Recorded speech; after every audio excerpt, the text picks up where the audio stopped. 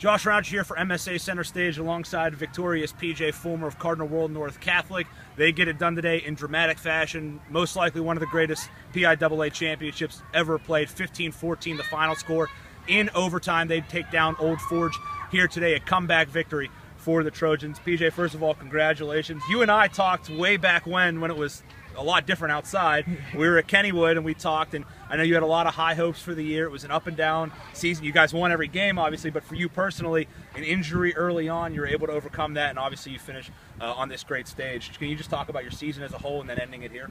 Oh yeah, we put in so much hard work in the off season to start, and then when we came into the season, we just knew what we had to do, and through every game we did. And we faced so much adversity throughout the season. We had people getting injured, going down in games, losing to other teams, but coming back and winning eventually. You had 30 yards at the half. You finished with 109 and a touchdown, and the game-winning two-point conversion in overtime.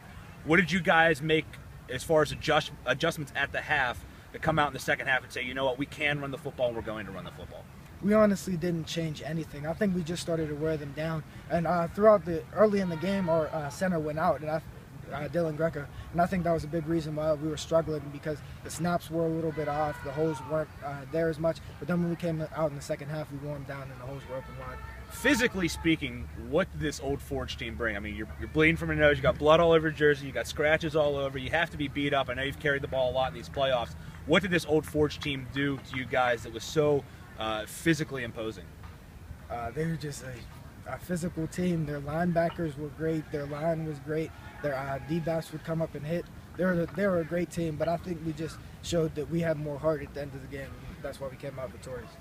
You're just a junior, you still have your senior year left. Obviously you're going to get some schools interested in you going into next year, and we don't even have to talk about that. But as far as the prospect of finishing your junior year like this going into next year, for this group of seniors, I think winning one for them before they go has to feel pretty special for you. Oh yeah, it's such a great feeling. But now that we taste it right now, we know what it takes to do it next year, and we're just going to have to do it again. So is there going to be a race on back to Troy Hill to ring the bell? Now, how's that going to work? You guys got to ring the bell 3 weeks ago at the gymnasium.